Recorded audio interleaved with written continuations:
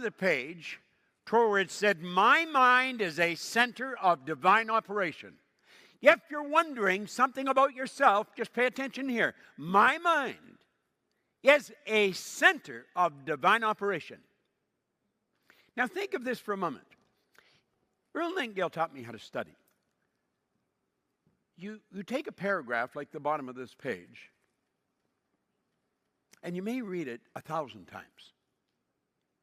You may break it down into what I've just done, a sentence. And really pay attention to what you're reading.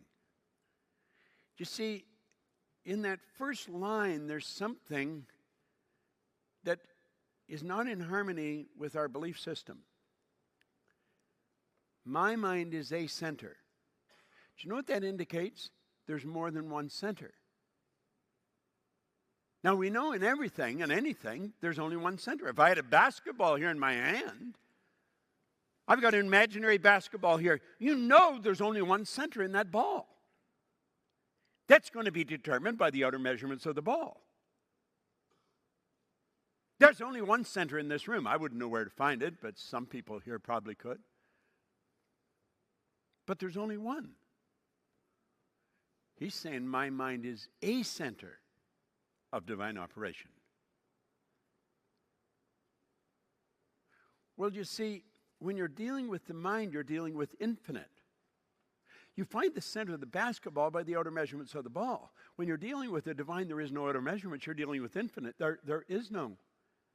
So any point center. There's as much power behind you as there is in front of you. There's as much above as there is below, to your right or your left. You are the center of the whole universe. That's a big idea. The divine operation's always for expansion and fuller expression. This means the production of something beyond what has gone before. Something entirely new. Not included in our past experience, though proceeding out of our past experience by an orderly sequence of growth. Therefore, since the divine cannot change its inherent nature, it must operate in the same manner in me. Consequently, in my special world, of which I am the center, it'll move me forward to produce new conditions, always in advance of any that's gone before.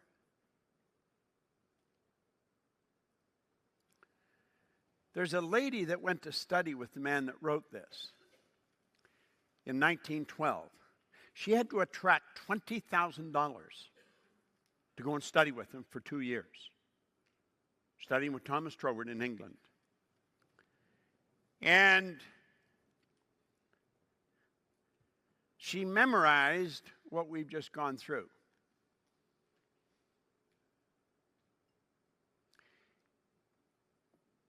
He told her he didn't have any students.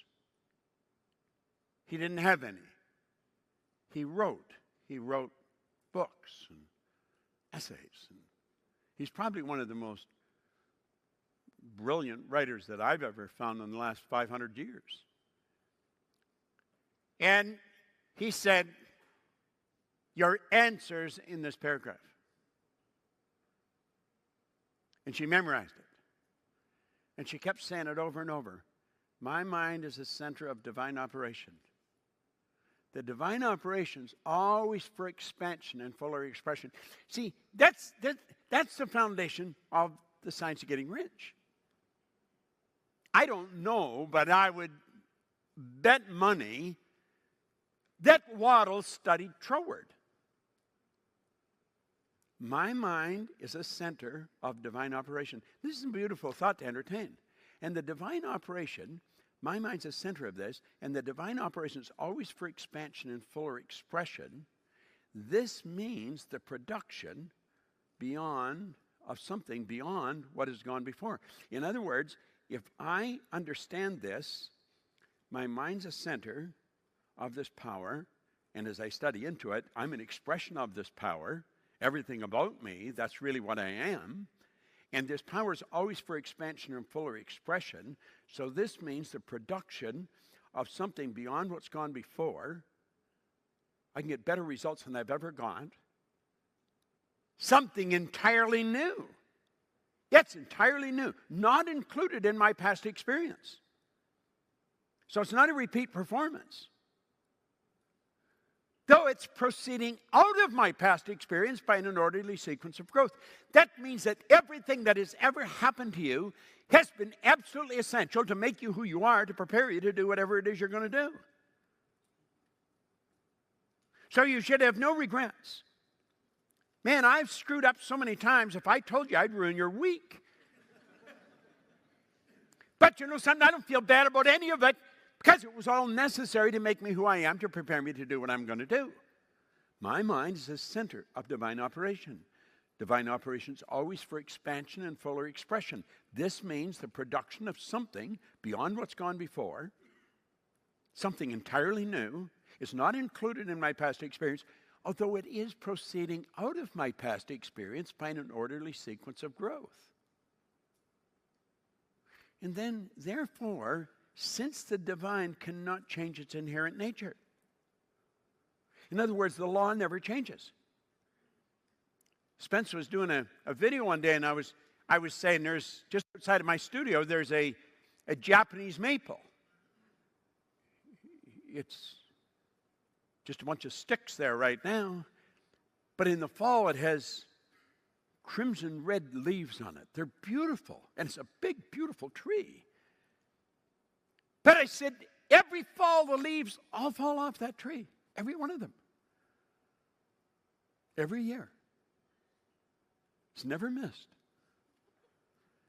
And every spring, they come back on. Every time. When the tide goes out, it always comes back. Therefore, since the divine cannot change its inherent nature, it must operate in the same manner within me.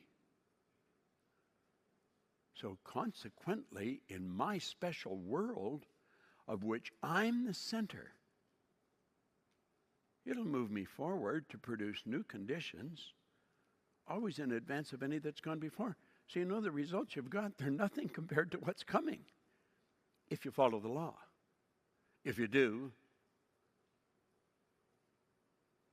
what you're charged to do. Now, I memorized this, I don't know, eon years ago. I figured if it was good enough for Genevieve Beerand, it's good enough for me. It got her $20,000 in 1912, which was a heap of dough. And she was able to go and study with him.